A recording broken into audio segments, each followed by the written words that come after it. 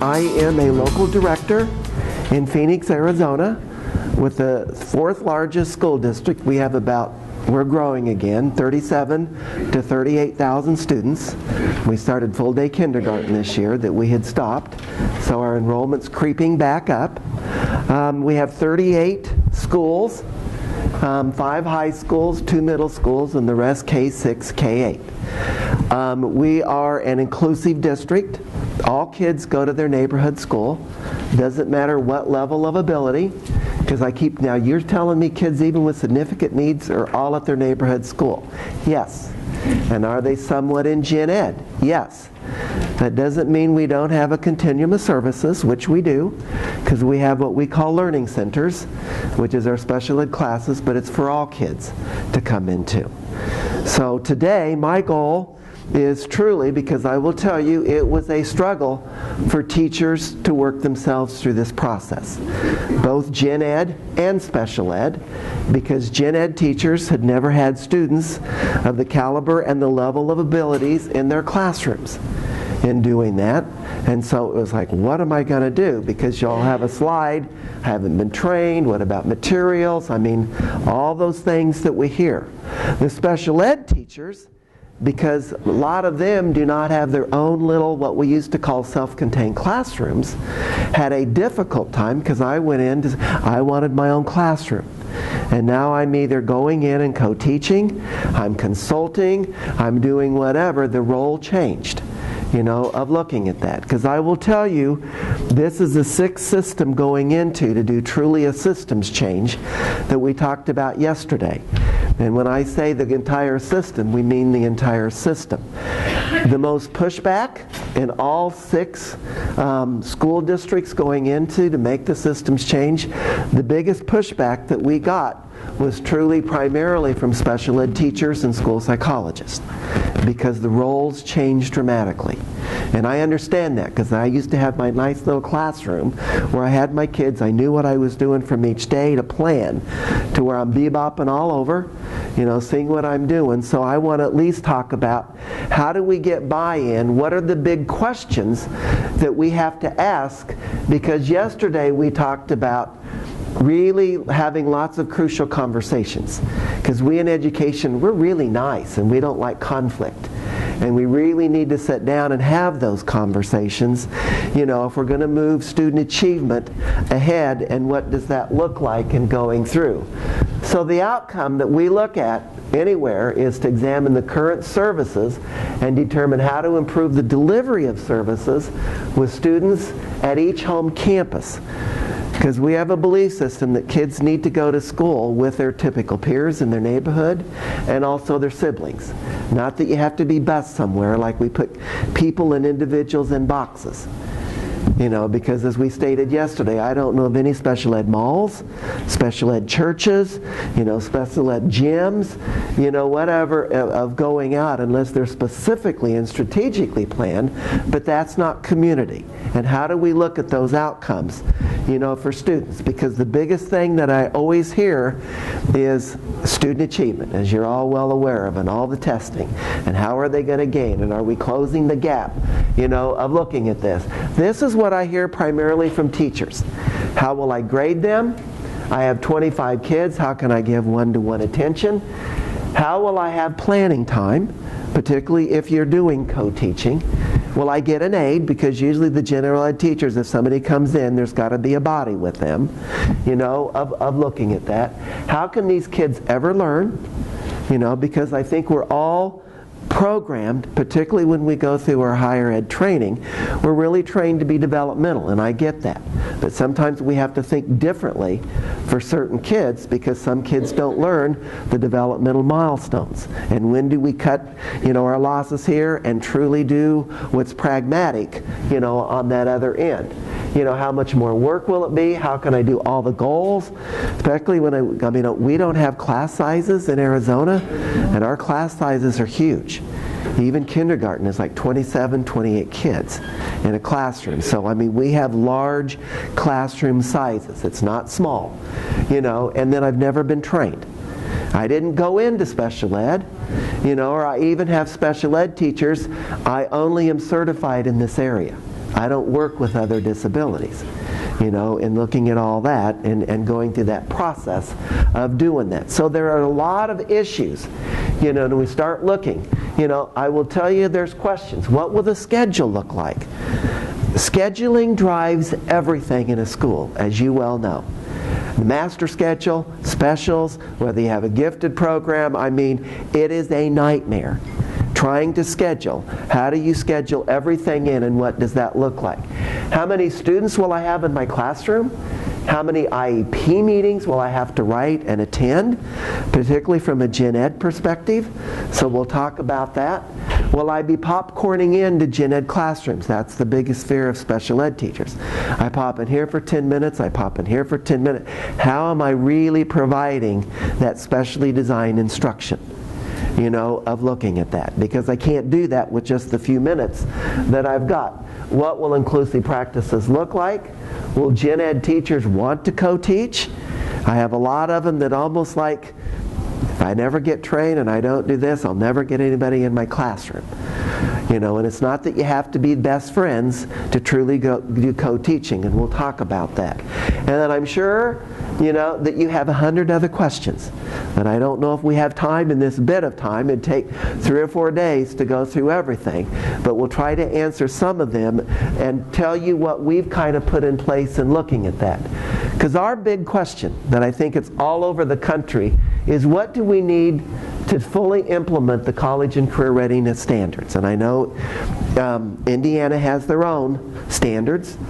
Arizona's still trying to figure out what they're going to do in looking at that, because we have a brand new state assessment coming out that's going to happen in just a few weeks, and people are being trained, this week for the state testing next week, which everybody is freaking. Because it's like, my God, that's only like 3 weeks away. And I'm just now being trained of how to do it, and how are my kids going to do? I will tell you, our legislator, because we get grades, like any other state, excelling, high performing. A few years ago, they went to grades. You're in either A school district or B or whatever, and we've been an A for the last 5 years. And I will tell you, it is absolutely freaking people, but they put a moratorium on that. Our understanding, if it goes through legislature, we will not be graded for the next couple of years until we get that baseline to see what we're doing, where we're going, and what does that look like in doing that. Special ed teachers focused on limited number of grade levels. I will tell you that when we look at and you go back and have these conversations, I don't know how many special ed teachers you have in your buildings. We've done a huge study, both nationally and internationally, to look at student loads for teachers, particularly for special ed. Because when I go into districts, what I usually see is, if you're a resource teacher, if you still have those labels, usually they have 35 to 40 kids. If you're in a self-contained classroom, you may have, depending on what disability you're teaching, if it's autism, I may have 8 kids, 12 kids with 2 paraprofessionals. Of looking at that. I will tell you, I worked very closely with the teachers' unions and the organizations, because my question to them is, how are you supporting, or how are you really, being equitable to special ed teachers across the board? Because I see some teachers that are resource teachers doing 45 IEPs, 50, 30, 35, and I see some teachers doing 8. Writing an IEP is writing an IEP. It's no different. Why is there such inequity, of looking at that? I'd be asking someone, that's what I ask. And particularly when we bus kids to cluster sites, we still have to do LRE. We're burning gen ed teachers out because they're hosting everybody else's kids that couldn't get along at that other building. So we need to have those crucial conversations, of looking at that.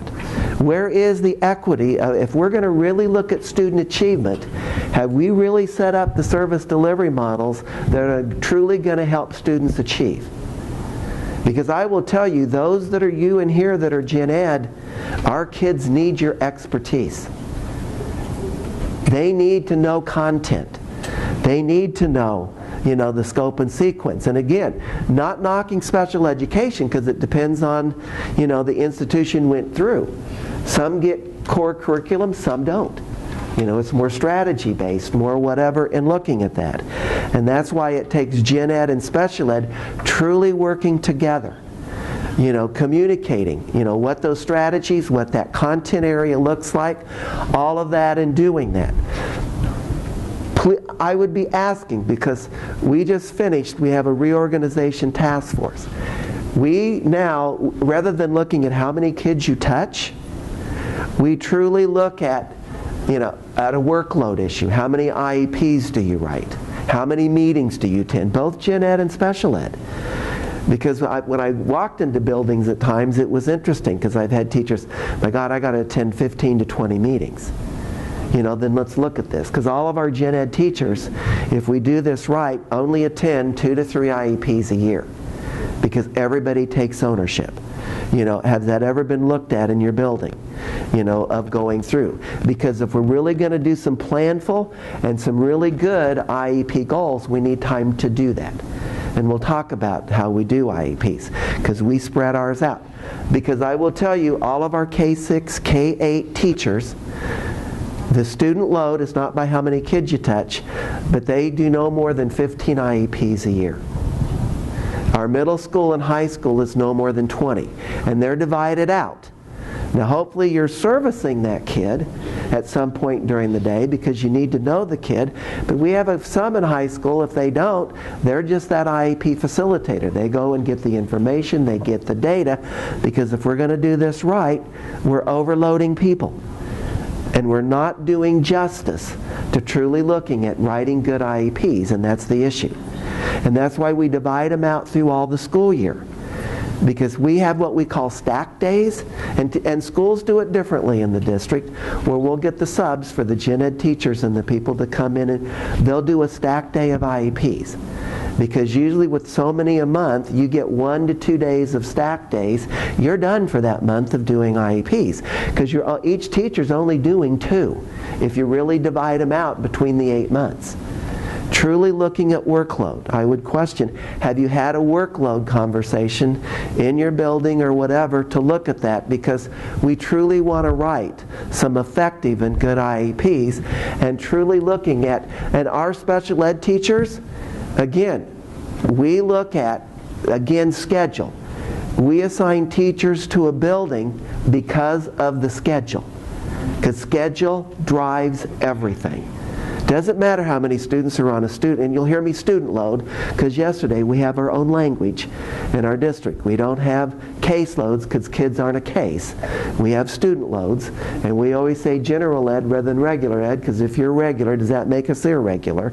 So you'll notice, we literally, and we have service coordinators, we do not have case managers, because kids don't want to be a case and they don't want to be managed. We do all the dignity and respect kinds of things. So language is huge. But I will tell you, at our elementaries, we just finished all of our data gathering, all of our research last spring. Well, yes, a year ago.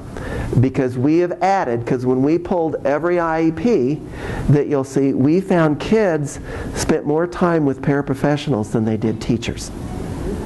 Truly, if we're going to look at getting to those high achievements and we're going to close the gap, they need teacher. So we collected all the data, we looked at all of the schedules, we pulled every IEP in our district, which were large, 3,000 to 4,000 students, on IEPs. We looked at who was giving that instructional support, and was it truly specially designed instruction. And we found that kids were with pairs more than certified teachers.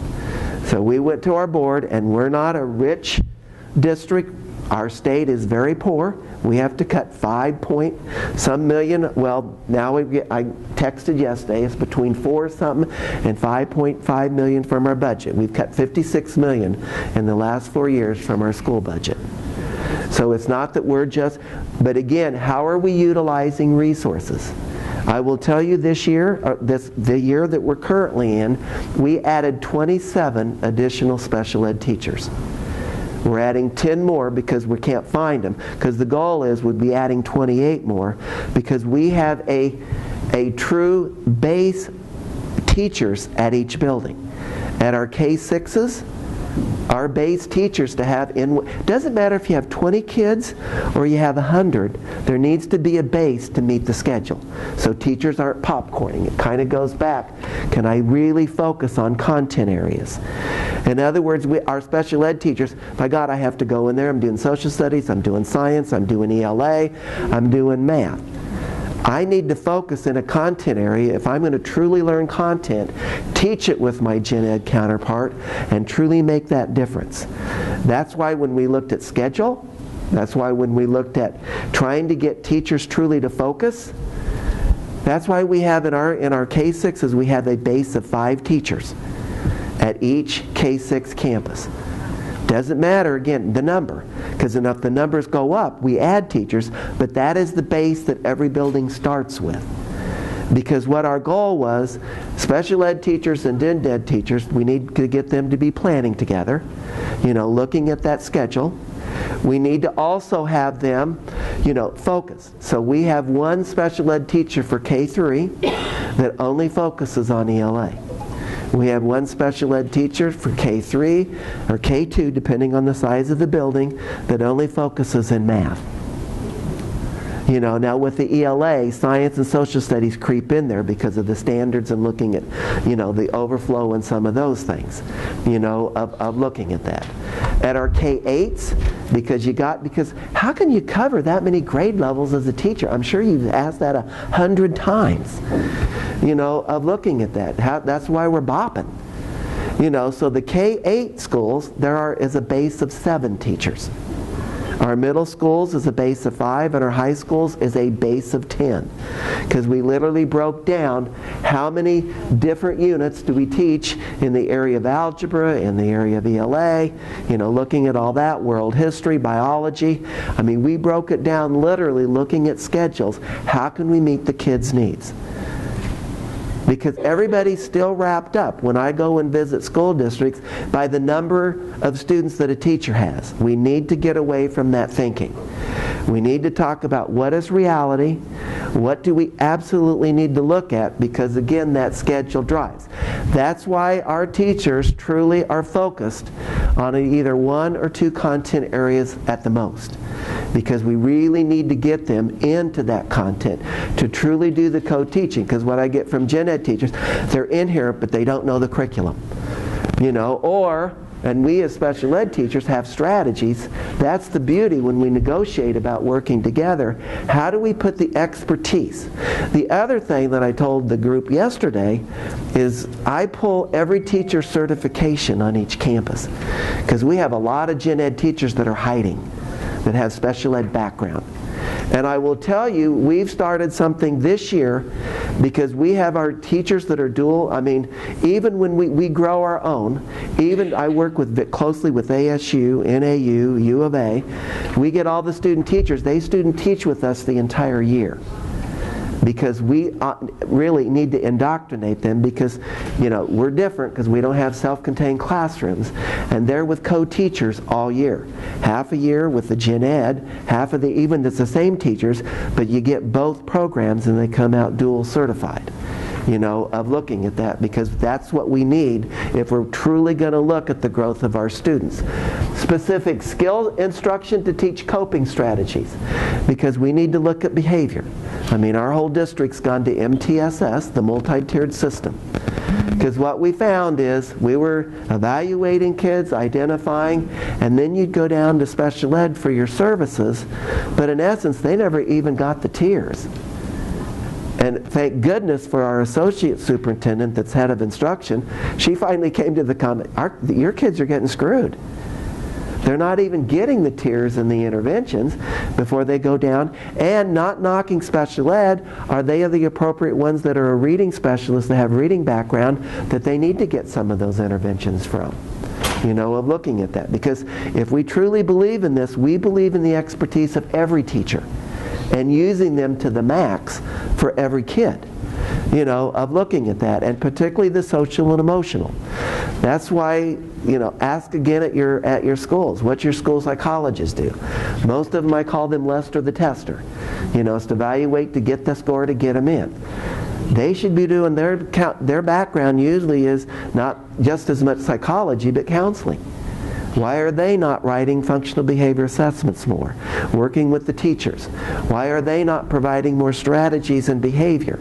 I mean, that's why our district now has what we call task forces. We've had this reorganization group of how do we, because our outcome is, how do we deploy services for student achievement?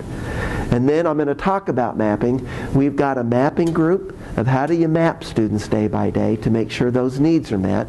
We even have role committee to truly define what a gen ed teacher does in that classroom, what a special ed teacher does. We had to rewrite the paraprofessional job description because all they can do and look at is those activities for daily living. They should be there for a runner, for safety, for transitioning, for toileting, for feeding. Not teachers, because teachers need to be instructing.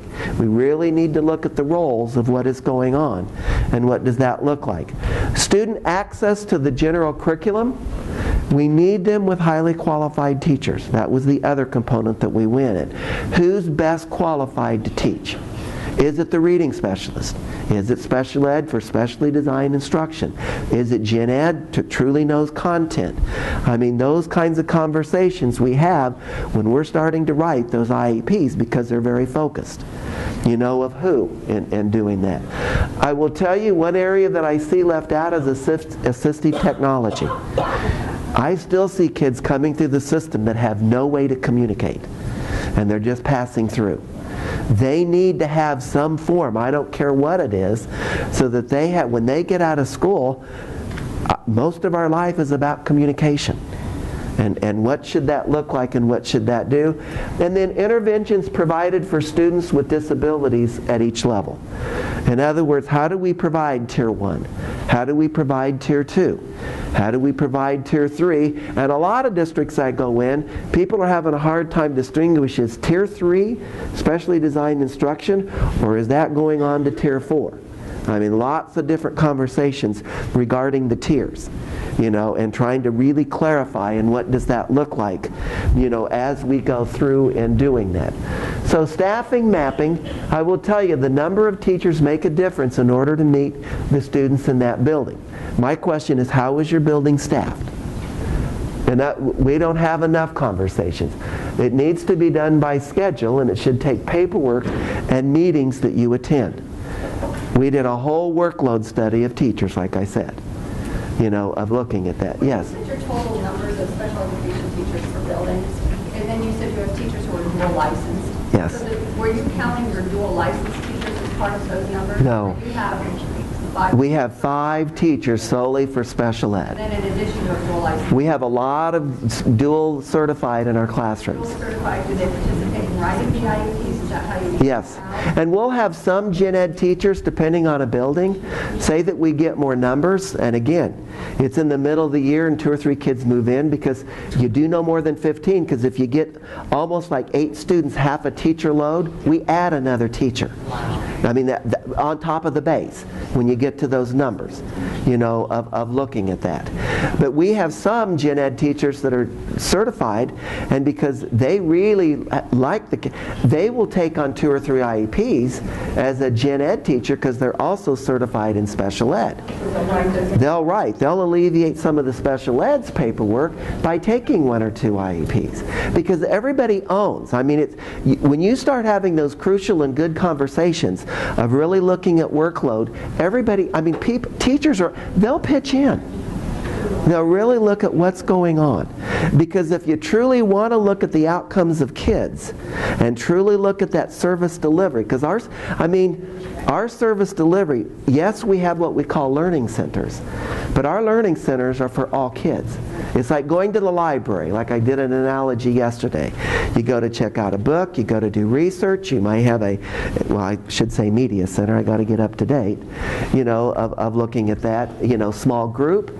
I mean, you go to a learning center, all of our kids come. It may be a student that's gifted, that truly needs true enrichment, not just the extra busy work because they're quick and smart. You know, because we've been abysmal with that end of the spectrum where they're flatlined. truly looking at that. I mean, because we look at every kid. We'll have kids come in, flexible grouping come to our learning centers. So it truly is for EL. I mean, kids that have a need, and again, teachers, this was the hardest thing for our teachers to wrap around, is when kids are pulled out to come either for specially designed instructions, even for accommodations for a student 504, whatever, they're coming there for a specific skill. I still see so many school districts pulling out because of label. And as you well know, a label doesn't tell us what to do on Monday. Because I will tell you, if you've got a classroom just for kids with autism, you've got the spectrum. If you've got a class for even intellectual disabilities, you got a spectrum. Learning disabilities, I mean, they're splinter skills. Because as you heard from Marilyn yesterday, most of these kids are average, low average, and above. They're not special ed when you start looking at the numbers. And that's why our learning centers need to be for all kids, because when you come to the learning center, you come to be taught skills. It has nothing to do with label. And that's where teachers had a hard time, because I had to go to certification, because I had some teachers, well, I'm only certified in learning disability, or I'm only certified in autism. Well, we're going to make sure half your student load that come and see you, because you've got some expertise, have that, but you're going to have all disabilities. That's where the teachers get in their mind, we serve all kids, and that's gen ed, special ed, we own. Because when those kids walk through the door, they're gen ed students first, and then they happen to have a condition or a disability. We need to get that mindset. I mean, it comes back to a whole culture that we talked about yesterday when we did the whole systems change. Truly looking at that. Because I will tell you, teachers now, they hated it. You talk about getting hate mail. I mean, even paraprofessionals, because our district, we used to have paraprofessionals. There were so many assigned to ourselves, because we had 172 self-contained classrooms. I mean, our district's 372 square miles. You talk about busing kids all over. We saved $4.3 million when kids all went back to neighborhood school, that we could afford 8 lifts rather than just one, because you need them at every school. I would ask you, where are you currently spending your dollars? Because everybody says, oh my God, that's going to cost so much more. I question, how are we currently spending, and is it wise? With all that windshield time, the kids are going to those cluster sites, of looking at that, and what does that look like, of going through. Again, hard conversations. Truly, when we're looking at this, once a school knows the number of teachers, like they know, we do our staffing in December, January. All of our buildings know the number of teachers they've got next year, the number of paras, and we do a weighting system for paras. Because we do this whole thing of, again, the whole activities for daily living. If you've got a student with multi-disabilities, they get a score of 5. And we have a range that if you go above that, you get to add a paraprofessional. It's not like who just gets and who has the loudest voice, building to build, because we're not equitable. I mean, if you look around your building, your district, I would question, is it truly equitable? And my question is, are you a school district or are you a district of schools? Big difference. Truly big difference, in asking that question, in looking at this. And so then we can map, because we'll get into mapping here in a minute. And the hardest part of building the schedule is making sure it coincides with the master schedule, of going that. Is it on the next one? I'll get to it. Because we even have our associate superintendent. We direct here's your master schedule with intervention times or whatever. You don't deviate from this, so there's consistency, between building and building, of looking at that. So we have campus instructional behavior needs. Is that identified in your building? Which kids? I mean, we just literally lay it out there. We examine the current data, and we found certified staff, again, needing for additional instruction, where aides need to do those daily living. We examined individual IEPs. We determined if paraprofessional services are instructional, which could be converted to teacher time. That's why we got to add teachers, because we could show exactly how many minutes on all of these. This need to be teacher. We don't have enough teachers. Let's truly look at the data. Data, I love. You're going to think I'm a data geek, but it's hard to argue, and it keeps the emotion out of all the decisions when you have hard, cold data, to look at. Taking forth either to the school board, to the district office, or whatever it is, of looking at that. And so that's how we came up with that base. So putting it into practices, I've given you now the base of teachers, and then our systems changes. We had to move our whole district because we only had a few schools truly doing RTI or MTSS. Where now everybody did the book study last year, every teacher in the district. How do you provide good interventions? What do those look like? We're not really good at Tier 1 yet. We pretty much focused on Tier 1. The other question that we found that we had to ask is all of our special ed teachers, they were teaching every day, and just, are we looking at special ed as replacement? Or is it truly specially designed instruction? Because our teachers weren't getting enough time to do the progress monitoring, the academic testing. Because I see still, when I look at IEPs, kids getting, a goal, and some may need it, because it is individualized. But with this, let's just say it's operations, learning to add and subtract. Do you need to do that every day, or can you do it for 20 minutes twice a week so that you can look at your time to do some other things? Then you get parent pushback. And from Gen Ed, well, I used to have them out in special ed 5 days a week. Now they're only 2. What am I going to do the other 3 days? When I used to have, those kids not in here. So all of those conversations have to be had, in doing that. I will tell you, we have found we've got tons more instruction going on than a kid going out for speech. And again, our speech pathologists co-teach, our OTs co-teach. Don't just think special ed teachers. Because speech pathologists have a lot of background with phonemic awareness, early instruction and reading. They need to be working at those low grade levels. Truly in there co-teaching. Because then our parents can be down somewhere else helping typical peers. What about all of your students that are at risk? Do they just go into a black hole? If we're really going to look at servicing kids and looking at that time and doing that. The biggest thing where students we really focused on students getting instruction from those highly qualified teachers.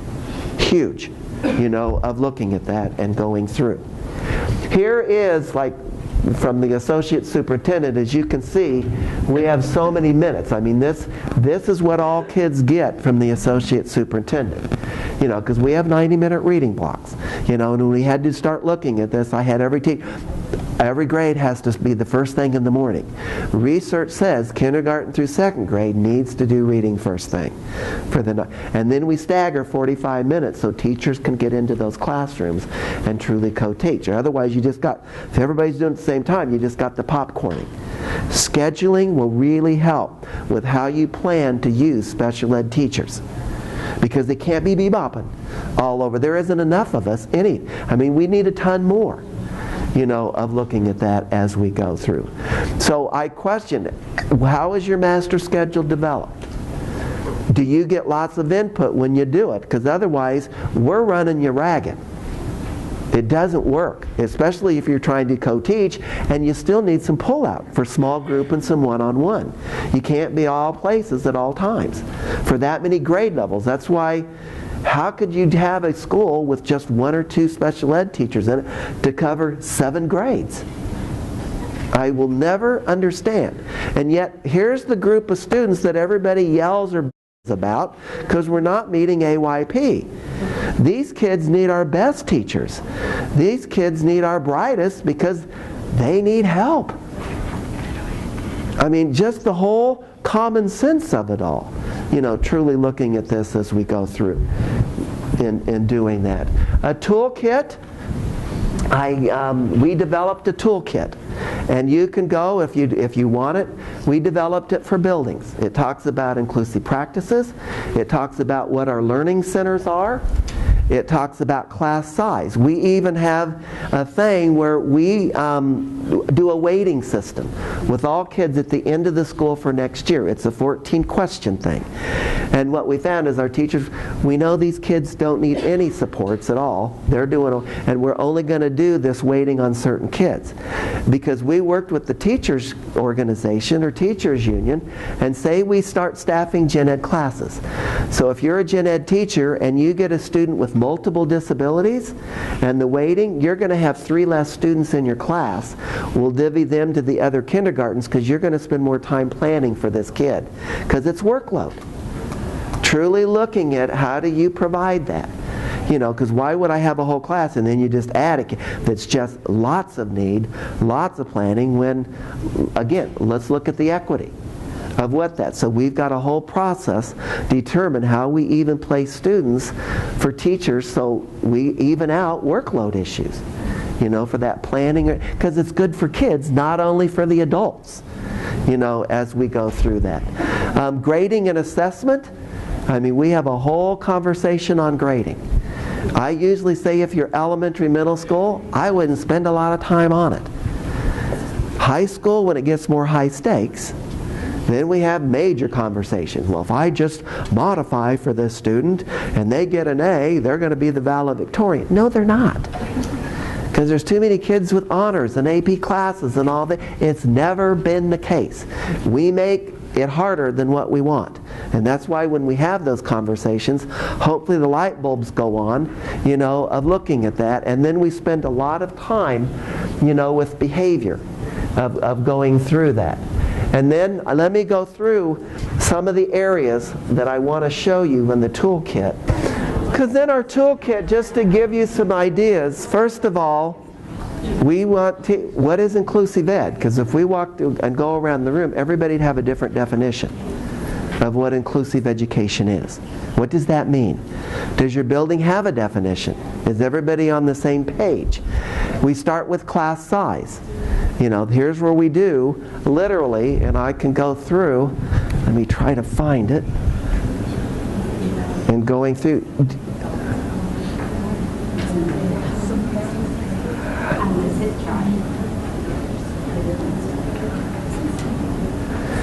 For example, here's where we do this weighting. In other words, we have a whole system, what principals do. In other words, when they need to do it, and we found we do it at the end of the year, because some teachers will score kids much higher, you know, than if I'm doing it for the teacher next year, you know, of looking at that as we go through. And we get a whole total weighting, you know, as we go down and look at that. Then there's the teacher instructions, but here are some of the areas, you know, that we literally ask about. Absences or tardies make a difference. Our kid's gone a lot. What are we going to do about it? Assistive technology. What if the kids need assistive technology? That takes time. You know, how are you going to weight that? But I just wanted to give you some idea, because every yes but that a teacher, sometimes we don't listen, and every yes but, we need to develop a tool. How do you problem solve this? Again, to look at teacher equity, to look at student achievement. I mean, those are the two things you're going to hear me over and over. But as you can see, we score these different levels and come up with a score. And with these weighted systems, I mean, it may be one student, it may be 2 students, up to 3 students that you wouldn't have in your classroom.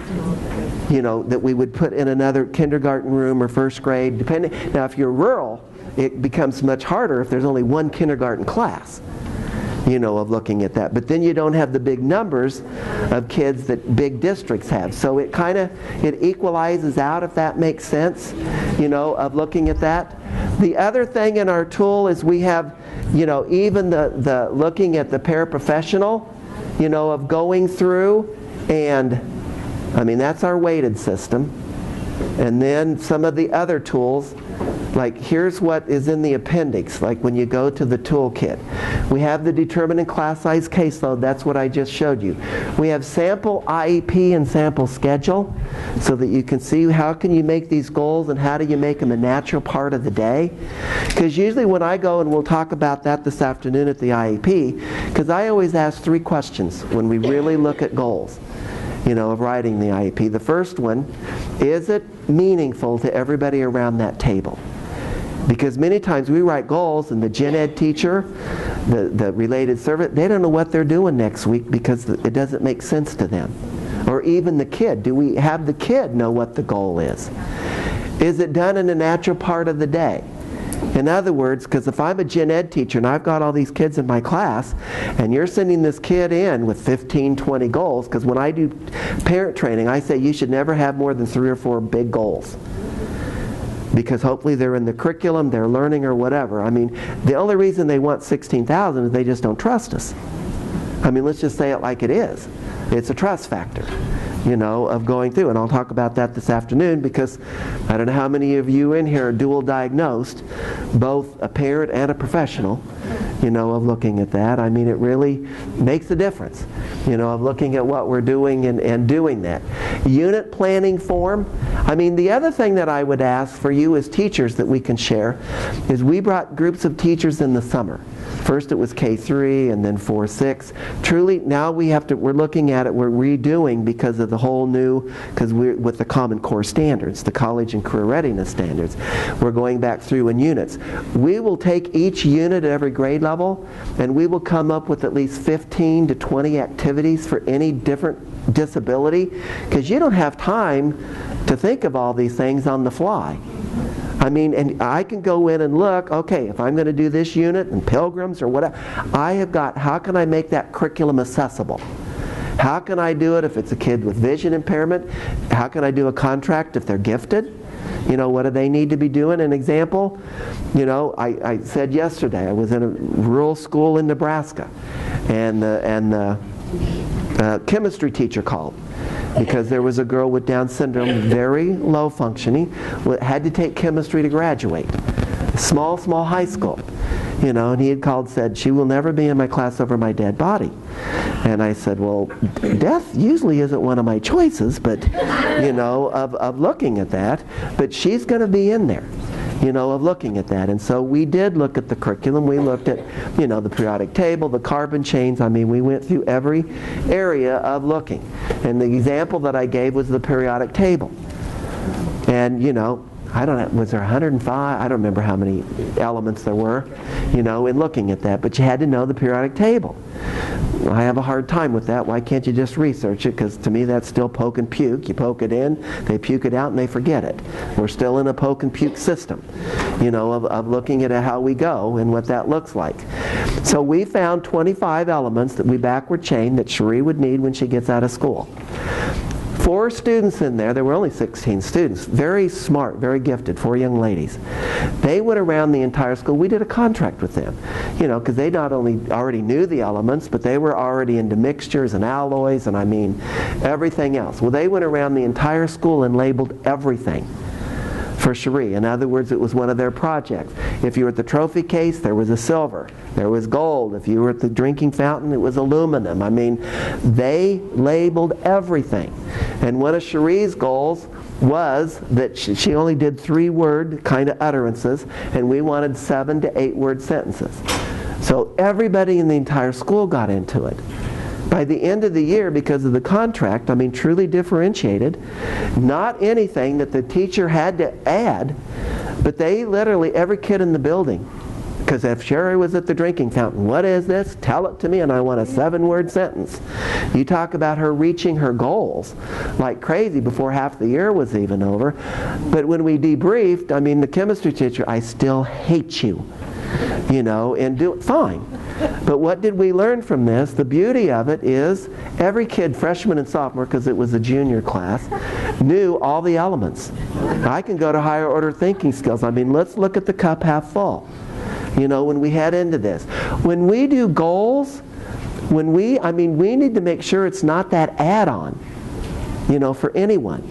Both special ed and particularly gen ed when they come into that classroom. How do you make it natural? Even related services, how do we make it natural? An example, I put out wars all the time between related services and classroom teachers.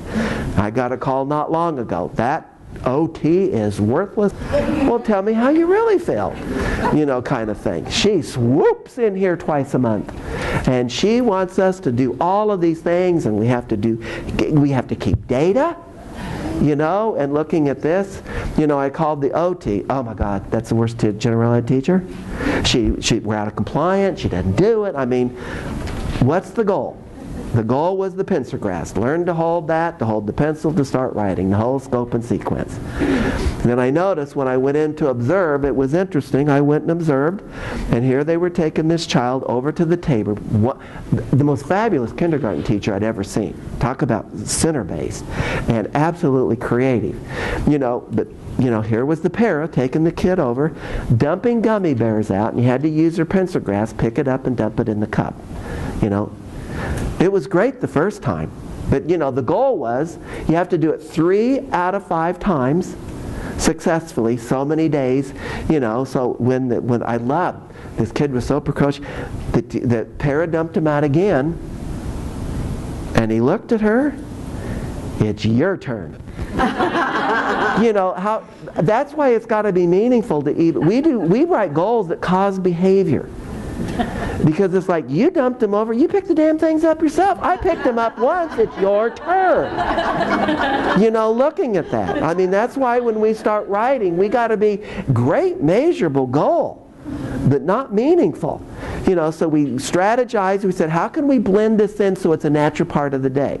Because I noticed you have a literacy center, and then you've got a science center, and then between that, you give the kids a break, they can go pick something off the shelf, and then you have to pick up, put away, and go to the next center. So I said, you got a couple kids, we need to only give them 2 choices because they'll stand there the whole time and never make a choice. We need to be a little concrete here. But when we started looking, it was interesting because I said, when it's clean, you have to clean up. It's meaningful. So dump a jar of beans off, or buttons or whatever. Now, you've got to use your pencilgrass, but I want you to go, because we got to clean up. It's meaningful. Pick those up using it. You got the para sitting back, tape on her leg. How many times successfully? It's part of the day. We've made special ed so hard. We need to rethink. We need to really get teacher buy-in. We need teachers to truly think about, what is happening, what is going on as we do that. So we've made it difficult. So we really need to look that when we do sample I, how does it blend into the day? How does it really make it more meaningful, of doing that? And then Learning Center, again, the Learning Center. It's not just a special ed class. I mean, it is, because by law you got to have a continuum. The law says general classroom, the supplemental supports and services, special classes. Because I would question when I go in, do you have labels for all of these different rooms? None of that is in law. That's usually funding or something else. Tell me how that's going to benefit student achievement. By just coming up with all the, because we like to box kids, because we think if they're together, they all learn the same way because of that label. It does not happen. Just like in a general classroom. Look at your span in a general classroom of reading abilities. It's not just like magic that they go to special ed, now they're all on the same level here, of looking at that. We need to take kids where they are, and what does that look like? So learning centers, usually in our buildings they're a suite of rooms. And again, they're for all kids. We like to have like 2 or 3 rooms because, again, if you have a kid go down, say there's a kid with major behavior issues. You can't have them disrupting gen ed every minute. They got to go somewhere. I've never understood why they have to go to the special ed room when these kids are already 3-4 years behind and they get the screamer. Tell me how that's common sense. It makes no sense to me, of looking at that. So in our learning centers, we usually have a soundproof place that some kid can go in there and scream, punching bag, get it out, and then get back to class. Have we set up our schools physical-wise that makes sense? Because no, we usually just ship them somewhere. But when we ship them somewhere, that teacher's usually gone in 6 months because we've given them every hard kid and they get beat up. I'm done. We all need to take that ownership. That's where we need to get the teachers truly. Why would we not all own kids? You know, yeah, they're out of our sight and out of mind, and even administrative, my God. But if we're a school district, rather than a district at schools, why would we pawn a kid off on someone else? You know, of looking at that. Because I hear that from teachers all the time. Where's the ownership? You know, of looking at that. The other thing in our learning centers, I mean, again, you know, is there a place that's private that kids can come and get tube fed? Because, I mean, our kids are at neighborhood school. You know, that there's respect, you know, to get physical needs met. Then is there a place in the learning center? And again, different people man learning centers. It could be gen ed. We've had school psychologists in there, you know, and a teacher. I mean, like I said, when we come out to our learning centers, it's for very skill-based. So example, say that I've got background in social skills. Most people just think it's kids with autism, you know, or kids with... What if you've got 5 typical peers with conduct disorder? 3 kids with learning disability that have behavior issues because they're so far behind, they get behavior because they don't want to feel stupid. You know, all of those. So these kids all come to the learning center for a skill need. So that teacher may be doing 4 grades of skill, where another teacher, special ed, I'm doing ELA, or I'm doing math. I mean, that's the beauty when you can start focusing on skills and truly doing a good job rather than bebopping and trying to teach everything.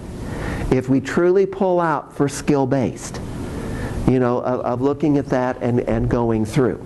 So that's why we have learning centers that all kids come in and out. And we do a mapping, and let me talk about mapping. We pull the minutes off every IEP at every building. And we put up, and I can send you, I think I've got, that should have been sent to you also. Let me take that down. Because we have a process for mapping, and the first one is that data collection. You know, in looking at that. And what we do is we collect what every kid needs. And we literally start mapping. Like, we have questions. Is it a teacher? Is it a para? Is it a student that meets the kid? Say a kid's got more need and can't get into the building by themselves. Who's going to get them into the school? Is it the parent? I mean, all that. So we know. You talk about we have such good peer buddy systems. We have decreased our dropout rate from 80-some%. We're now at, what, 96% attendance rate? No dropout? Because we use kids, because if this kid is in a wheelchair, we have to train, we get parents, but you got to make sure this kid gets in that class. If you're not here, they can't do this without you. Some kids have a need to be in school, rather than just academic. I mean, we look at every kid looking at that, you know, of going through. You know, particularly at our high schools. We have a lot of peer buddy systems. I mean, we've got some peer buddies, I hate to say this, but they make better interventions and sometimes accommodations and modifications than the teacher. They've even gone to Washington, D.C. at times because they're so good. Because they live it day by day. I know, I'm living this, this is what we can do. The example I gave yesterday, we have even peers go to IEP meetings, a typical peer, you know, to advocate for them. One, it keeps the adults much nicer because we do lots of training because we've got ugly advocates. You know, that'll be a session this afternoon. And parents, I mean, it's the same handful every year. You know, that I'll just tell kids, I want you to be there because adults are nicer. I'm going to use you. You know, but with typical peers coming in, they know. And I had to learn the hard way, as a local director in another area, this girl screamed when she came into the classroom after 10, 15 minutes. I mean, we had a behavior assessment done, we did the whole functional thing, we had a neurological test, like what's causing this girl to scream? And it wasn't till her peer buddy at the next IEP meeting, you know, was there, well, I can tell you why she screamed. She needs to be positioned. Because y'all moved from butt cheek to butt cheek. I mean, she was very descriptive. You know, when you squiggle in your seat, some of you stand up. She can't. They know, I mean, because we're building, we do Circle of Friends, you know, the mapping or whatever. We know because if they're going to be, if we bring kids back into gen ed, because they're in there most of the time, we have, you'll find, maybe, I don't know if it's in the tool, we have a whole disability awareness packet that we have teachers integrate into their curriculum for every kind of disability. Because when we start having kids come back to neighborhood school, how do you assimilate those kids back in? I mean, because many of our buildings only had speech, maybe a few, because we shipped all the kids somewhere else. So we had to have a plan to get them back. And how do you even teach kids to be very respectful? So we have a whole, I mean, I've even done it with our school board. I have them come down. When I first started, we developed it, and that's probably the packet that gets most worldwide, as I said yesterday, because if you have a kid, you know, it's easy to do hearing and vision. We have all kinds of activities, but say an intellectual disability, a learning disability, I mean, I've developed, there's a paragraph that we do in German. And we give it. I gave it to the board members and say, there's 7 questions. It should take you about 3 minutes to read this and answer. And they look at you like, are you nuts? I don't know German. Well, that's how committee kids come into the classroom. They cannot read. They can't see this. So let me score you. If you miss none, you're gifted. If you miss 1, you have a mild intellectual disability. If you miss 2, you have a moderate. Now, that's not fair to you. I mean, because I've seen that. I'm a teacher. You're just supposed to get it. But let me make an accommodation. So let me give you something in English, and I'll give you a sentence, and you have to count the number of F's. I'm sure many of you have seen that where you have to count. And there's 6, and usually people get 3 because they miss the ofs because it's like a V. And I say, I gave you a sentence, and you only got 3. Get down the hall. I don't have time for you. You know, kind of thing. What's it like? You know, and kids, I mean, we spend a lot of time we integrate into the curriculum because, you know, with the whole situation now across the country with the 504, the bullying, whatever, we really needed to put this into the curriculum so kids are really nice to each other. You know, we talk about bullying, but we integrated it from the disability perspective and we included bullying into it. So it was all wrapped into one, you know, because again, time and those kinds of things as we look at that, you know, as we go through. So, you know, our teachers just blend it in. You know, in social studies or whatever, they'll do activities of disability awareness. You know, truly brilliant in that. And that's why we have so many peers that truly get involved at all grade levels. You know, because we'll say, I mean, and we're honest with kids, because we'll go into a classroom and say, okay, in your classroom this year, you've got Kevin here who has autism, lots of sensory needs. If he hits you, you're going to cry. If you hit him, he doesn't feel it. That's why Kevin's by the door. That's why he's 6 feet from you. That's why he's unique and different, because I got to keep you safe and I don't want you nailed. And so somebody can get in there between you before. I mean, when they're in a classroom, we got to set it up so kids are safe. But we need to talk about it because Kevin would get up while he'd go down to the sensory room, and that's why we don't have enough conversations with kids. Because about 3 weeks into the school, some kid, I was in there, and the kid, are you taking Kevin down the hall and beating him? No. So, you know, we took the class down. Let's try the weighted blanket. We'll do the brushing techniques, the little once they knew that. Now, y'all don't get a blanket. Y'all don't get a vest, you know, a weighted vest. I mean, that's why we're all unique and different. But we don't spend enough time in our classrooms doing the disability awareness. Because I will tell you, students will help you as a teacher. They will literally help. They'll even collect data. I am dead serious. They're good at that because they like to catch people doing things, you know, of doing that. But if it's just like me, no different. I mean, I can talk process, and I can talk big picture, and I can talk systems change. Hopefully, I've got a little credibility, but teachers won't listen to me because I haven't been in the classroom for so many years. They need to hear from other teachers. I mean, let's just be honest. Kids are no different. You know, of looking at that. And we do not use peers near enough. We just want that adult body attached, because usually it's still get them out or give me a body. Rather than truly problem solving, what's the issue? What can we make this look like? How do we work through this? But with mapping, again, we map all kids throughout the day. Are they going to be? Because again, say that, you know, in our schedule, you in 3rd grade, if you've got so many kids with just a learning disability, ELA, is it comprehension? What is it? Can we group them for that 90-minute reading block to do some things? You know, because they have their homerooms, but they may come together in that 90-minute reading block truly to do some specially designed instruction rather than having you bopping all over. And it's done. You've done it for truly mapping will help you coordinate services, will help you where you're not running ragged. I mean, we truly, because we've got to make sure we meet all those minutes, on that IEP, because it's a contract, of doing that. But our teachers have found, and again, we ask for the map to be to us by the 3rd week of May before school's out. Now, it's a draft map because we know kids come and go during the summer. And we'll look at that right before school starts, looking at the mapping. Because what if you have a kid that destroys the whole map that's come in with significant needs? And it changes the whole scheduling kind of thing in looking at that. But we truly have a whole very sophisticated system that's on computers that we literally map so that teachers know which grades they're going to be in, which teachers are going to have, where's the para support, or if the speech pathologist is in there co-teaching, for this particular kid, that para can be down in the 3rd grade classroom helping. Rather than, because I see para still sitting along the back wall waiting. I walked into one school and para's out in the hall. I'm going, what are you doing? Well, I'm attached to this kid, because if he has a meltdown, I got, why are you not in the classroom? Well, I'm trying to unglue.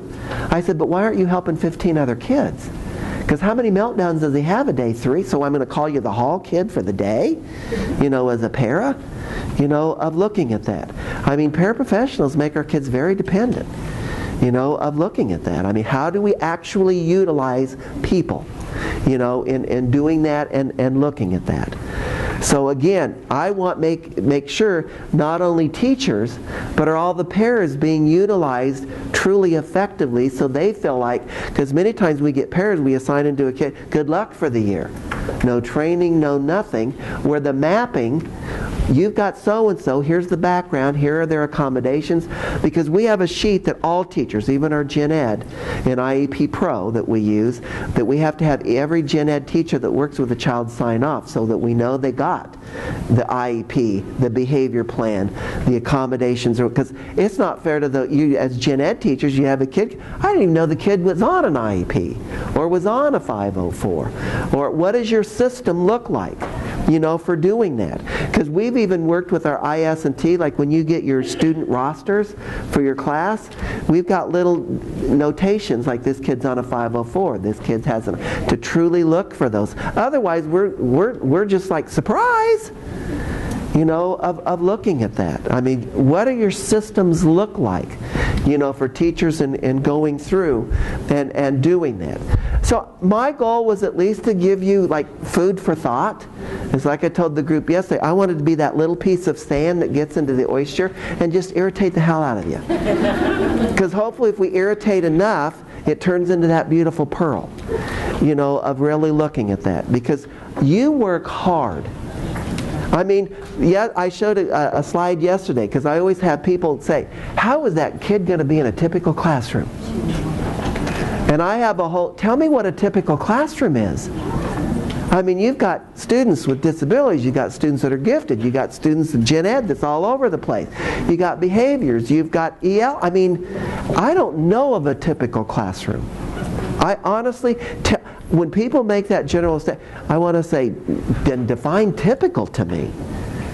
Because what you do, people need to be kissing your feet and bowing down to you because it is hard.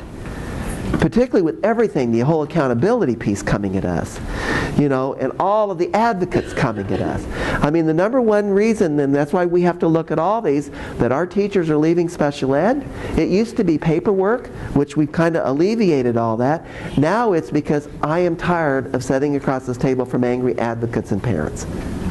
I need a break, kind of number one reason, of looking at that. So I hope that you will use some of these tools. I would hope that you'd go back and start some of these conversations, because to me, until you live it day by day, we can set up in district office, doesn't this? It doesn't make a difference for student achievement. It's where you're at. You're the ones that make the difference, not us, not the administration, the higher ups, the legislators, or whatever. We need to make life good for you, because if it's not, it won't be good for kids. And that's why we need the teacher buy-in, both Gen Ed and Special Ed, of serving kids. So please, I hope these tools will help. at least to give you some discussion, like I say, sentence starters, or whatever the case may be, but I cannot thank you enough for what you do. So thank you very much for the time today.